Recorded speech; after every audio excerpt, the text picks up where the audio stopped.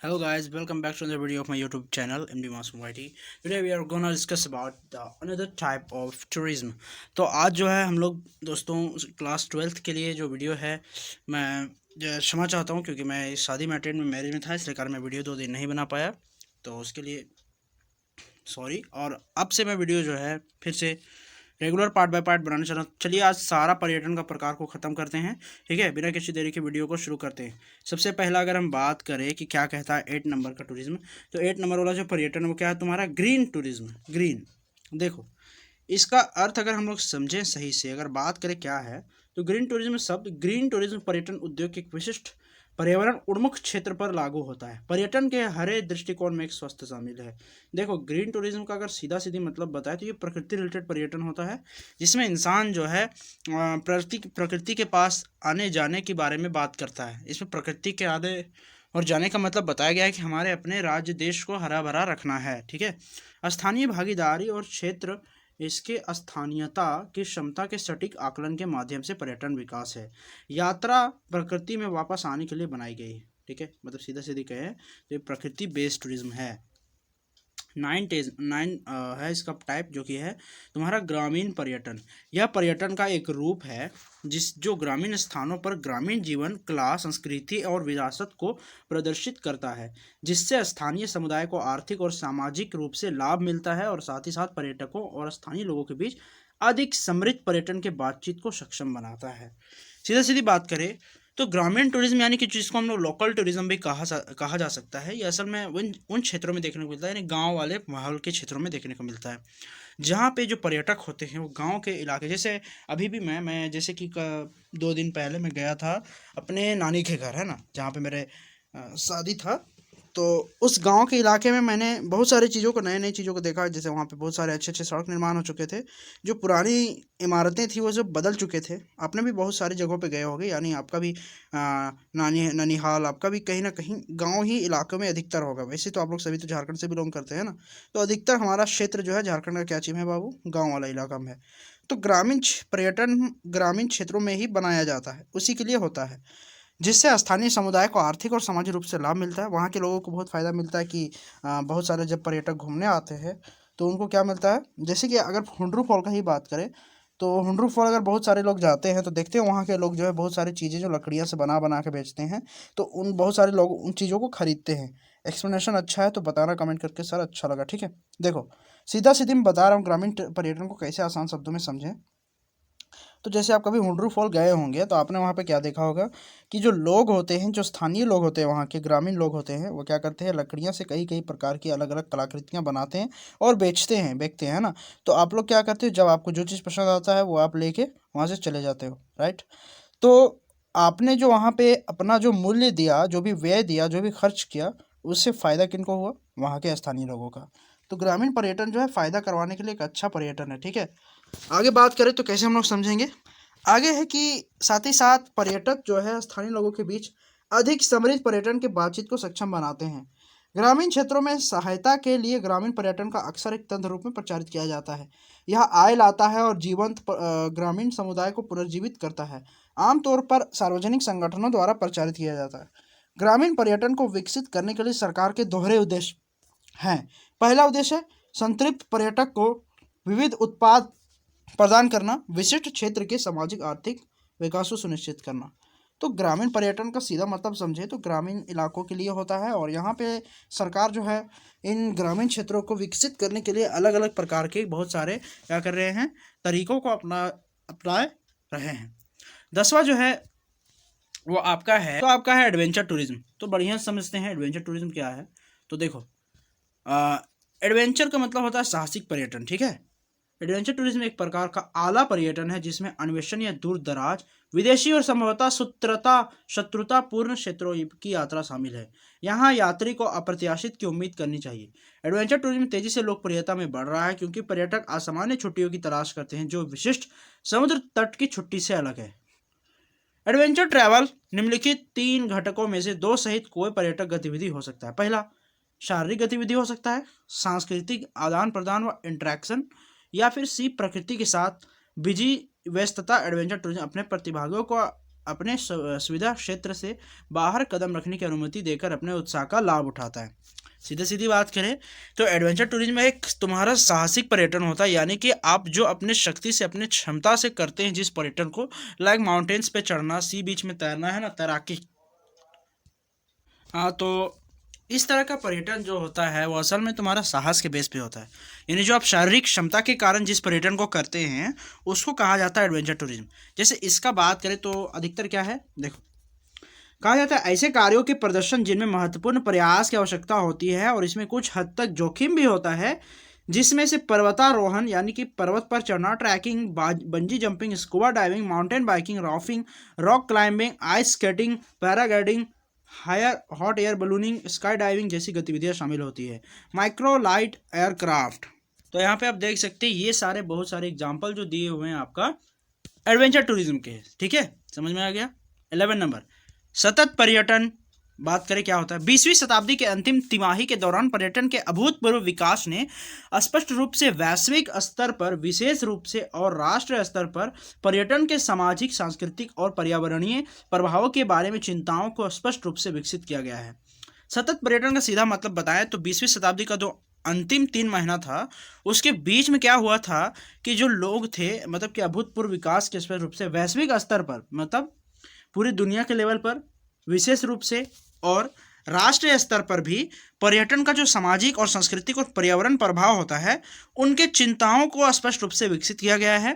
पर्यटन की प्रकृति में तेजी से पर्याप्त परिवर्तन और प्राकृतिक पर्यावरण के साथ इसके अंतर संबंध की व्यापक मान्यता पर्यटन विकास को प्रबंधित करने के लिए प्रतिमानों की आवश्यकता है। सतत पर्यटन इसके प्रति एक सकारात्मक दृष्टिकोण है, ठीक है।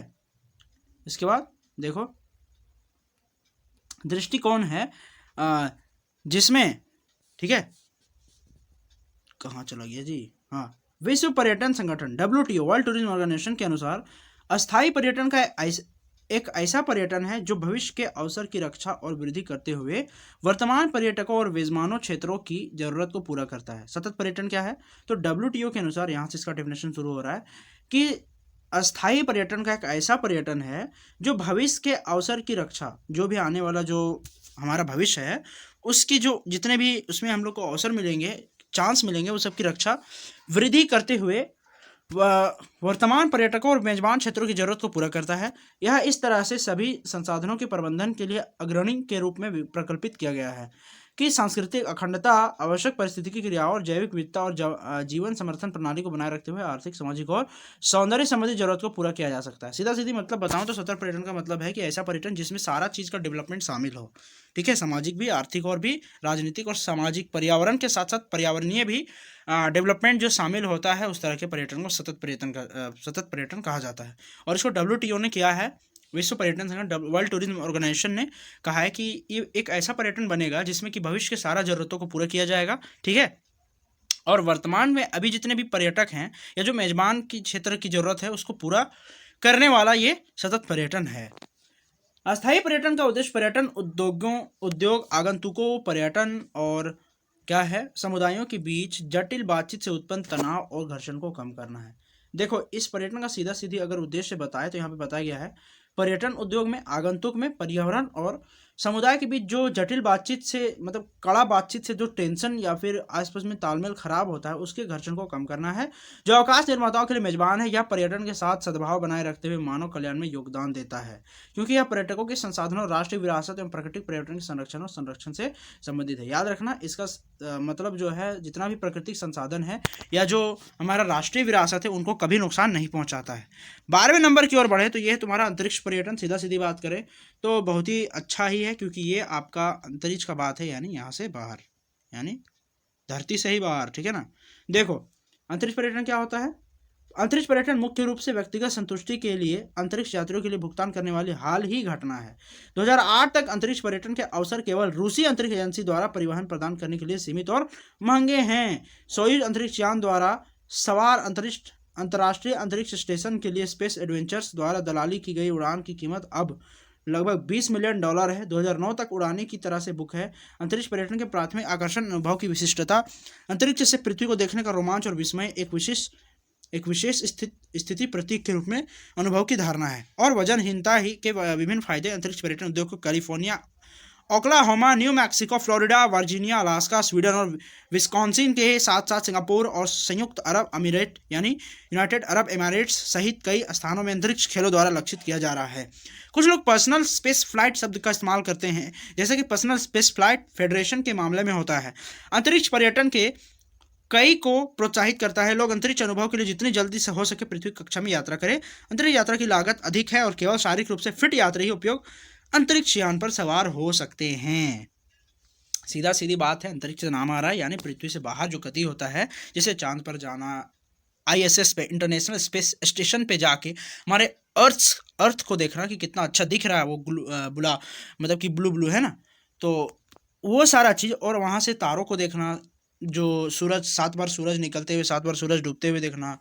स्पेस स्टेशन में बहुत सारे लोग जो मेडिकली फिट होते हैं, है ना, जो बहुत कुछ फिट होते हैं, अच्छे से कोई उनको प्रॉब्लम नहीं होता है, तो वो अधिकतर खर्च करके जो है ना जा सकता है।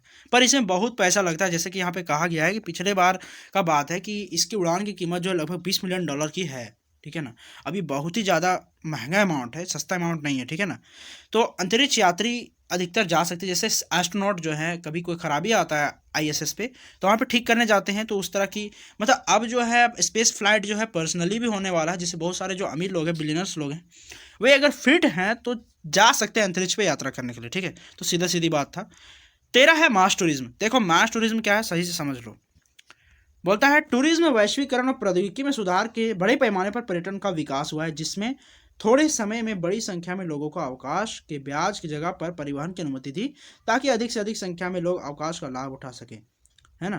तो देखो मास टूरिज्म जो है असल में वैश्वीकरण जिस तरह हो रहा है, ग्लोबलाइजेशन और जो प्रौद्योगिकी और टेक्नोलॉजी में जिस तरह डेवलपमेंट और सुधार हो रहा है, उसके बड़े पैमाने पर जो पर्यटन का विकास हो रहा है अभी हुआ ही है। जैसे कि अभी पहले के लोग जो है अधिकतर यात्रा पुराने जो चीज़ बने होते थे उन पे करते थे, साइकिल्स वगैरह पे, लेकिन अब एरोप्लेन्स, फ्लाइट, है ना, स्पेस शिप पे, है ना, ये सब क्रूज पे, ये सब पे यात्रा करते हैं। तो जिसने थोड़े समय बड़ी संख्या में लोगों को अवकाश के ब्याज की जगह पर परिवहन की अनुमति दी है। सीधी सी बात करें तो मास टूरिज्म में आपका परिवहन रिलेटेड है, जिसमें आप हर तरह से परिवहन से पर्यटन को कर सकते हैं, ठीक है, ताकि अधिक से अधिक संख्या में लोग आ सकें। विशेष रुचि पर्यटन, देखो ये रुचि जहाँ से ऐसा बात समझ में आ जाए, विशेष रुचि मतलब ये कोई अपना रुचि से जाने वाला पर्यटन होगा। आगे बात करें क्या होता है विशेष रुचि पर्यटन में, ठीक है। देखो विशेष रुचि पर्यटन में ऐसे लोग शामिल होते हैं जिनके पास सामान्य विशेष रुचि होती है और जिनकी यात्रा विकल्पों को प्रभावित करती है। उन आगंतुकों को विशिष्ट विशेषताओं या प्रेरणाओं द्वारा खंडित किया जाता है, बजाय इन विशेषताएं जैसे कि उम्र या सामाजिक वर्ग के। यात्रा के अनुभव का प्रकार वे जो चाहते हैं उनकी विशेष रुचि से संबंधित है। विशेष रुचि में पर्यटन के विभिन्न रूप शामिल हो सकते हैं, जैसे कि इको टूरिज्म हो सकता है, सांस्कृतिक पर्यटन, साहसिक पर्यटन, खेल पर्यटन, भू पर्यटन, विरासत पर्यटन, धार्मिक पर्यटन, चिकित्सा पर्यटन, वन्यजीव पर्यटन, प्राकृतिक पर्यटन आदि, है ना। उदाहरण के लिए प्रकृति पर्यटन का चयन करने वाले यात्री विशेष रूप से विशेष रुचि पर्यटन का एक उदाहरण है। प्रकृति आधारित पर्यटन के मुख्य रूप से प्रकृति के समान विचलित अभिजाज घटना के प्रत्यक्ष आनंद से संबंधित है। सीधा सीधी बात करें तो विशेष रुचि पर्यटन में जो लोग जो है अपने अलग विशेषता वाली रुचि को लेके चलते हैं, अपने फेवरेट रुचि को, कि नहीं हमको ये करना है जी, है ना, हमको आज यही टूरिज्म करना है, केवल स्पेशली ज़्यादा हमको इसी पे फोकस करते हुए इस टूरिज्म को करना है, तो उन लोगों के लिए विशेष रुचि पर्यटन बनाया जाता है, जिसके अंदर बहुत सारे टूरिज्म शामिल है, जैसे कि आपको यहाँ पे दिख रहा होगा, है ना, इतना सारा बताया गया। इको टूरिज्म है, सांस्कृतिक पर्यटन है, साहसिक पर्यटन है कि नहीं, ये सारा चीज़ आपका शामिल है इसमें, देख लो एक करके यहाँ पे दिया हुआ है। इस तरह भू पर्यटन, विरासत पर्यटन, ये सब विशेष रुचि पर्यटन का उदाहरण है। सीधा सीधी खत्म। 15 एजुकेशनल टूरिज्म। एजुकेशनल से बात साफ जाहिर हो रहा है कि ये परीक्षा के मतलब परीक्षा बोल रहे हैं मतलब पढ़ाई से रिलेटेड पर्यटन होगा। एजुकेशनल टूरिज्म एक प्रकार का टूरिज्म है जिसमें टूर या अवकाश गतिविधि का मुख्य फोकस संस्कृति के बारे में जानने के लिए किसी दूसरे देश में जाना शामिल है, जैसे कि स्टूडेंट एक्सचेंज प्रोग्राम्स और स्टडी टूर्स में, या सीखे गए कौशल का काम करने और लागू करने के लिए अलग अलग वातावरण में कक्षा में अदर, है ना, शिक्षण और सीखने की बड़ी लोकप्रियता के कक्षा के वातावरण को बढ़ाने के प्रकार की सीधा सीधी बात बोले तो एजुकेशन टूरिज्म होता है एक इस तरह का टूरिज्म है जिसमें टूर या अवकाश गतिविधि का मुख्य फोकस क्या होता है, संस्कृति के बारे में जानना, ठीक है ना, किस बारे में जानना, संस्कृति के बारे में जानना, जानने के लिए किसी दूसरे के देश में जाना शामिल होता है। और ये अधिकतर स्टूडेंट्स के द्वारा किया जाता है, जो लोग जाना चाहते हैं ना, बहुत सारे, जैसे यहाँ पे एक पिक्चर में देख रहे हैं एजुकेशनल टूरिज्म का, यहाँ पे दिखाया गया अच्छे से कि एक स्टूडेंट्स जो है किस तरह समझाने की कोशिश कर रही है ना इन सारे लोगों को, यहाँ पे कुछ बता रही है, ठीक है। खैर छोड़ो, हम लोग अपना पढ़ाई पे रखते हैं ध्यान, कोई कुछ बोले। 16 क्रिएटिव टूरिज्म। अभी क्वेश्चन आंसर भी करना है, कहीं भागना मत, पूरा वीडियो को देखते जाओ, लाइक करो, चैनल को सब्सक्राइब करो, ठीक है, फटाक से जल्दी 1K पहुंचाओ ना जी तुम लोग, उसके बाद हम तो है ही। क्रिएटिव टूरिज्म क्या है? क्रिएटिव टूरिज्म एक प्रकार का टूरिज्म है जो एक व्यस्त प्रामाणिक अनुभव है, जो इंटरेक्टिव कार्यशालाओं और अनौपचारिक सीखने के अनुभवों के माध्यम से मेजबान सामुदायिक संस्कृति में यात्रा के सक्रिय की भागीदारी बनाता है। सीधा सीधी बात करें क्रिएटिव टूरिज्म का अगर मतलब, तो ऐसा टूरिज्म है जो कि बहुत ही बिजी होता है, यानी ये अधिकतर उस जगह पे होता है जहाँ पे लोग अलग अलग तरह की कलाकृतियाँ को बनाते हैं। जैसे कि आप अगर चले जाएँ, जैसे बहुत सारे इलाके, राजस्थान के इलाके में तो मटके वगैरह बनते हैं, तो वहाँ पे लोग देखने जाते हैं, अरे वाह इतना सुंदर सुंदर डिजाइनिंग है ना। बहुत सारे लोग पत्थर के बनाते हैं, बहुत सारे लोग लकड़ियों से बनाते हैं, तो इस तरह के टूरिज्म को देखने के लिए जो लग जाते हैं उन्हें क्रिएटिव टूरिज्म के अंदर माना जाता है। इसके बाद है 17 number dark tourism. Dark tourism क्या है बाबू, अच्छा समझ लो, देखो मैं डायरेक्ट यहाँ पे अंडरलाइन कर देता हूँ क्या है इसका मतलब। डार्क टूरिज्म का मतलब यह एक प्रकार का असामान्य पर्यटन है जिसमें पर्यटक विभिन्न डार्क साइड जैसे युद्ध के मैदान, भयावह अपराधों के दृश्य या नरसंहार के कार्य करते हैं। मतलब डार्क टूरिज्म जो है, जैसे डार्क साइड समझते हो क्या क्या होता है? जैसे युद्ध का मैदान हो गया, कोई ऐसा इलाका जहाँ पे तुम्हारा जाना अवरुद्ध है, वहाँ जाना मुश्किल है, जाना मना है, वहाँ पे लोग जाते हैं। भयावह अपराध के दृश्य को देखने, जैसे कहाँ कहाँ अपराध होता है, बहुत ही अजीब अजीब तरह से किसी का कत्ल कर देना, किसी का क्या कर देना, ठीक है। तो ये इसके अंदर शामिल तो है नहीं, बट बहुत सारे लोग ऐसे भी होते हैं इन जगहों पे जाते, जैसे ये भयावह या फिर कत्ल वाले इलाके कहाँ हो सकते हैं तुम्हारा, युद्ध के क्षेत्र में। जैसे कि बहुत सारे हल्दी घाटी का युद्ध देख लो, वहाँ पे बहुत सारे ऐसी चीज़ें मिलेंगी आपको जिसमें पता चलेगा वहाँ अगर खुदाई किया जाए तो आपको बहुत सारे युद्ध के सामान मिल जाएंगे। यानी जो वहाँ पे युद्ध होता है, राजा महाराजा के ज़माने में जो युद्ध होता था वो सब आपको देखने को मिलता है। डार्क टूरिज्म वो सबको देखने को मिलता है। इसके बाद एक मंदी का पर्यटन, जो कि इतना इंपॉर्टेंट तो नहीं है, बट यहाँ पे देख लो, अच्छा बात है। यह एक यात्रा प्रवृत्ति है, यात्रा से रिलेटेड है, जिसमें अमेरिकी उद्यमी मैट लैंडो 2007 ने पहचाना है।